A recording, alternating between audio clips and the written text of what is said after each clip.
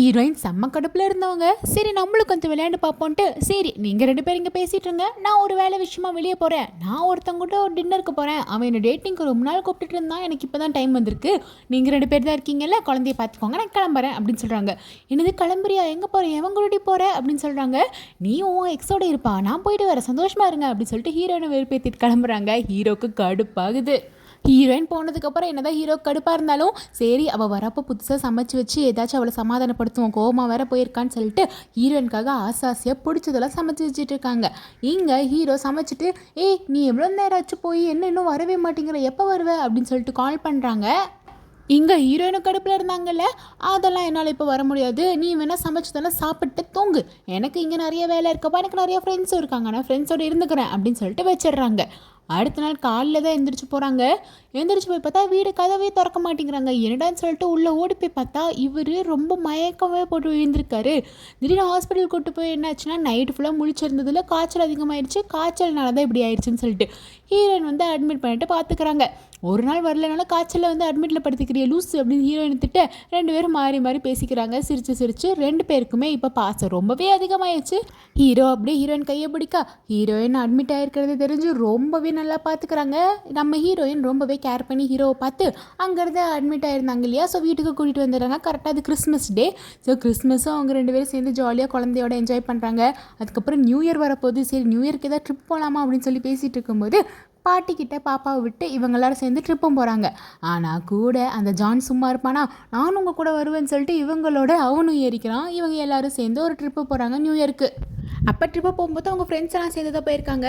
நம்ம ஹீரோயினும் பயங்கரமாக குடிச்சிட்ருக்காங்க.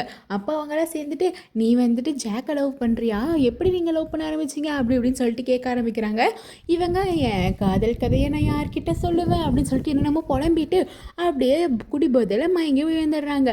ஹீரோ தான் தூக்கிட்டு வந்து கேம்பில் போடுறாரு. போட்டுட்டு நம்ம ஹீரோயின் ஏதோ உளறிட்டு இருக்காங்க. அதை பார்த்துட்டு ரொம்ப ஆசை வந்துருச்சு. இவருக்கு தான் ரொம்ப ஹீரோனை பிடிக்கும் இல்லையா, அதனால் அப்படியே நம்ம ஹீரோயினை கிஸ் பண்ணிடுறாரு.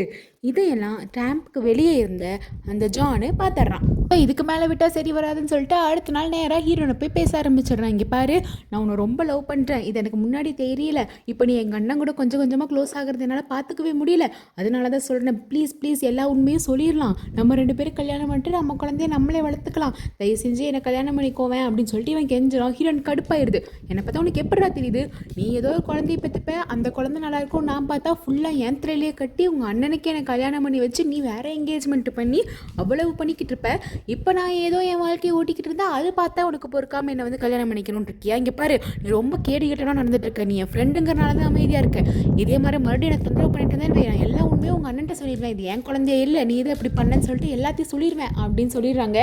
இதையெல்லாம் ஹீரோ கேட்டுடுறாரு. ஹீரோ கேட்டு அவரால் தாங்கிக்கவே முடியல, ரொம்ப உடஞ்சு போயிடுறாரு. இவளுக்காகத்தானே நம்ம இப்படிலாம் பண்ணிக்கிட்டு இருந்தோம், நம்மளே இப்படி ஏமாற்றிட்டாலே, ஒரு குழந்தைய காணிச்சு என்னை இப்படி ஏமாற்றிட்டாலே அப்படின்னு சொல்லிட்டு இருக்கு. ரொம்பவே கோவம் வந்து நேராக ஹீரோனை பிடிச்சி கற்றுக்குதுன்னு கத்தி விட்டுறாரு. எல்லாம் ஒரு பொண்ணாடி, நான் உன்னையும் குழந்தையும் பார்த்துக்கணும்னு ஆசைப்பட்டு தானே கல்யாணம் பண்ணேன், அதுக்கப்புறம் உன்னையும் பிடிச்சி போய் தானே உன் கூட வாழ ஆரம்பித்தேன், ஆனால் இவ்வளோ நாள் நீ என்கிட்ட போய் சொல்லியிருக்கியா, வெறும் காசுக்காக, என் தம்பி கொடுக்குற காசுக்காக குழந்தைய பார்த்துக்கிட்டு நீ தான் அம்மான்னு சொல்லிட்டு இவ்வளோ தான் எல்லாம் நடிச்சு ஏமாற்றிக்கிட்டு இருந்திருக்க, இனிமேல்லாம் உன்னை நான் மதிக்கவே மாட்டேன், நீ எல்லாம் ஒரு பொண்ணா, ஒழுங்கு மாதிரிதான் என் கண்ணு முன்னாடி நிற்காம வெளியே போயிரு அப்படின்னு சொல்லிட்டு ரொம்பவே திட்டிடுறாங்க. ஹீரோயின் பாவம் இதெல்லாம் கேட்டு ரொம்பவே மனசடைஞ்சு போயிடுறாங்க. இவங்களுக்கு தான் நினச்சிட்டு இருக்காங்க, எனக்குன்னு கூட பிறந்தவங்களும் யாரும் இல்லை, பெத்த அம்மா அப்பாவும் இல்லை, இப்போ எவனுமே இல்லை, ஒரே ஒரு ஃப்ரெண்டுன்னு நினச்சேன், அவனும் என் வாழ்க்கை இப்படி கிடத்துட்டான், கல்யாண வாழ்க்கையும் இப்படி போயிடுச்சு, இனிமேல் நான் இங்கே இருக்கிறது நல்லாவே இருக்காதுன்னு சொல்லிட்டு ரொம்பவே கஷ்டப்பட்டு அழுதுட்டு அந்த இடத்த விட்டு கிளம்பிடுறாங்க. இனிமேல் உங்களுக்கும் எனக்கும் எந்த சம்மந்தமும் இல்லை, நான் கண்காணாத இடத்துக்கு போயிடுறேன்னு முடிவெடுத்துட்றாங்க. பாவம் ஹீரோயின் ரொம்பவே ஹர்ட் ஆயிருக்காங்க. இல்லை எல்லாத்துக்கும் காரணம் அந்த ஜான் பையன் தான். உங்களுக்கும் ஜான் பையன் மேலே கோவம் வந்தால் ரெட் ஹார்ட் கமெண்ட் பண்ணிட்டு போங்க. நம்ம ஹீரோயின் வேறு ஊருக்கு போய் வேலையும் தேடிடுறாங்க. இந்த ஜான் பையன் எப்படியோ ஹீரோயின் இருக்கிற இடத்த கண்டுபிடிச்சி போயிடுறான். இங்கே பாரு, எனக்கு புரியுது, நான் தான் தப்பு பண்ணேன், நீ இப்படிலாம் ஓடி வந்து இருக்காத, நீ ஊர்லேயே வந்து வாழு, சந்தோஷமாக இரு, அந்த குழந்தையும் உனக்கு கேட்டுகிட்டே இருக்குது அப்படிங்கிறாங்க. கேட்டால் கேட்கட்டும், அது என்ன ஏன் குழந்தையா அப்படின்னு நினைக்கிறாங்க. பட் மனசுக்குள்ளே குழந்தை மேலே அவ்வளோ பாசம், பட் ஜான் மேலே இருக்க கோவத்தினால வரமாட்டேன் அப்படிங்கிறாங்க. அதுவும் இல்லாமல் அங்கே வந்து உங்கள் அண்ணன் வேறு இருப்பான், நீ பண்ண தப்புக்கெல்லாம் ஏதோ நான் தப்பான பொண்ணு மாதிரி உங்கள் அண்ணன் பேசினான், இதெல்லாம் கேட்கணும் எனக்கு தலையெழுத்தா, உங்கள் குடும்பத்துக்குள்ள நான் வரலடா, என்னவோ பண்ணுங்கடா சாமி அப்படின்னு சொல்லிட்டு திட்டிடுறாங்க. இங்க ஹீரோ குழந்தை கூட எவ்வளவோ ட்ரை பண்றாரு. அந்த குழந்தை ஹாப்பியா இருந்தாலும் அம்மா வேணும்னே கேட்டுட்டு இருக்கு. ஹீரோயினை தான் அந்த குழந்தை ரொம்பவே எதிர்பார்க்குது. இதை ஹீரோனால ஒண்ணுமே பண்ண முடியல. அதுக்கப்புறம் இந்த ஜான் பிடிச்சி ஹீரோ திட்டுன்னு திட்டி விட்டுறான். என்னடா நினச்சிட்டு இருக்க, நீ பாட்டுக்கு திட்டி அந்த பிள்ளைய அமுச்சு விட்ட, அந்த பிள்ளை எனக்காக தானே இதெல்லாம் பண்ணுச்சு, இங்கே பாரு அவனு காசுக்காகலாம் பண்ண, அவன் என்னை உண்மையாக சின்ன வயசில் லவ் பண்ணியிருக்கா, அதனால தான் பண்ணியிருக்கா, எனக்கு புரியாமல் நான் தான் அவளை தப்பாக யூஸ் பண்ணிட்டேன், என்ன மிஸ்யூஸ் பண்ணனால தான் இவ்வளவு பிரச்சனையும், நான் தானடா போய் சொன்னேன், நீ என் மேலே கோவப்படாமல் எதுக்கிட்ட அந்த பிள்ளை மேலே கோவப்பட்டு அமுச்சு விட்டுட்டேன், ஒழுங்கு மாதிரி அந்த பிள்ளையை கூட்டு வந்துரு, அந்த பிள்ளை போய் தனியாக கஷ்டப்படுறதுக்கு நீ தான் காரணம் அப்படின்னு சொல்லிட்டு ஜான் பயங்கரமாக ஜாக்கை கேள்வி கேட்க ஜாக்குக்கு புரியுது, ஆமாம் அவன் மேலே தப்பில்லைன்னு சொல்லிட்டு புரியுது. ஜானும் ஹீரோன்னு இருக்கிற இடத்த சொல்லிவிட ஜாக்கும் வரான், வந்துட்டு கேட்குறான் இங்கே மாதிரி சாரி நான் தெரியாமல் உன்ட்ட தப்பாக பேசிட்டேங்கிறாங்க. ஓ நீங்கள் கண்டதெல்லாம் பேசுவீங்க, பேசிட்டு சாரின்னு சொன்னால் உடனே நான் உங்களை மன்னிச்சு வந்துடணுமா, இனிமேலாம் நான் உங்க கூட வந்து வாழ மாட்டேங்க, என்னை தயவு செஞ்சு விட்டுருங்க அப்படிங்கிறாங்க. அப்புறம் ஹீரோ சொல்கிறாரு, சரி எனக்காகவும் என் தம்பிக்காகவும் யாருக்காகவும் நீ வர வேணாம், அந்த குழந்தைய நீ தானே இவ்வளோ வருஷமாக வளர்த்தாத, அம்மாவா உன்னை தான் கேட்குது, தயவு செஞ்சு அந்த குழந்தைக்காகவாவது வா அப்படிங்கிறாங்க.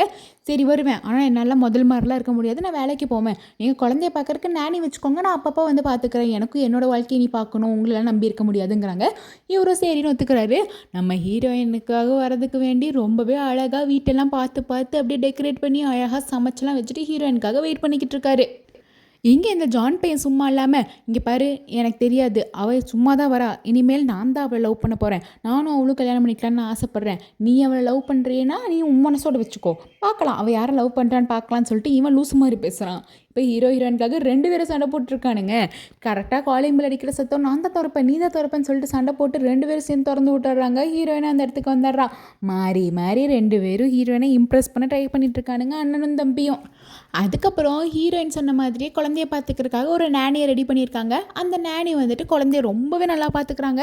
அது மட்டும் இல்லை, ஹீரோயினும் ரொம்பவே நல்லா பார்த்துக்கிறாங்க. ஹீரோயினுக்கு வேணுங்கிறத சமைச்சு கொடுத்து, பிடிச்சதெல்லாம் சமைச்சு கொடுத்து ரொம்ப ரொம்ப ரொம்ப அப்படியே தான் பொண்ணு மாதிரி பார்த்துக்கிறாங்க. ஹீரோயினுக்கும் செம்ம ஹாப்பி, ரொம்பவே க்ளோஸ் ஆகிட்டாங்க.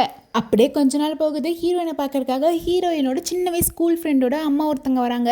அவங்க தான் வந்துட்டு, நீங்கள் என்ன மேம் இங்கே இத்தனை வருஷம் கழித்து பார்க்குறவங்கள உங்கள் பொண்ணோட நீங்கள் சேர்ந்துட்டீங்களா அப்படின்னு சொன்னது எல்லாருக்குமே ஒரு ஷாக்கு.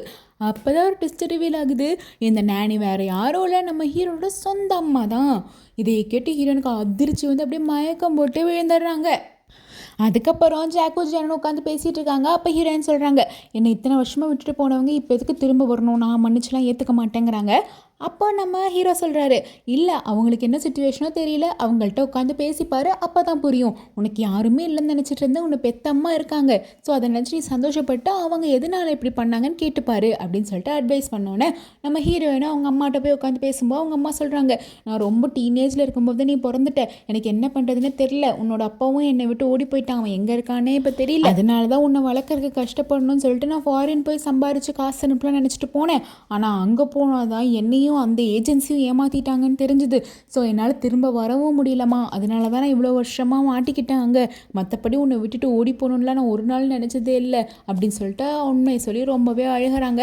அப்புறம் இப்போ தான் எனக்கு ஓரளவுக்கு காசு கிடச்சி இந்த ஊருக்கு வர முடிஞ்சுது, அதனால தான் உன் கூடயே இருக்கணும்னு சொல்லிட்டு உன் குழந்தைய பார்த்துக்கிற இதாச்சும் கிடைக்கட்டுமேன்ட்டு வந்தேன் அப்படின்னு சொல்கிறாங்க.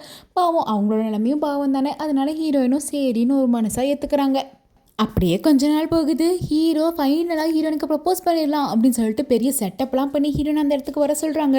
ஆனால் கோவில் பூஜையில் கரடி போன மாதிரி இந்த ஆஃப்ரா வர அந்த இடத்துக்கு வந்துட்டு, இங்கே பாரு நான் உன்னை ஃபஸ்ட்டு லவ் பண்ணோம்ல, நம்ம 2 பேரும் திரும்ப அதே மாதிரி போயிடலாமா, நான் உன்னை லவ் பண்ணுறேன் அப்படின்னு சொல்லிட்டு அப்படியே கிஸ் பண்ண வந்துடுறா. ஹீரோக்கே கடுப்பாய் தள்ளி விட்டுறாரு. ஹீரோயினும் இந்த இடத்துல இருக்காங்க. ஹீரோ கத்திடுறாரு, என்ன நினச்சிக்கிட்டு இருக்கேன், நான் இப்போ அவளை லவ் பண்ணிட்டேன், நாங்கள் 2 பேர் தான் ஒன்றா இருக்கணும், நீ எப்படி என்னை வந்து இப்படி கிஸ் பண்ணலான்னு சொல்லிட்டு திட்டி விட்டுறாரு.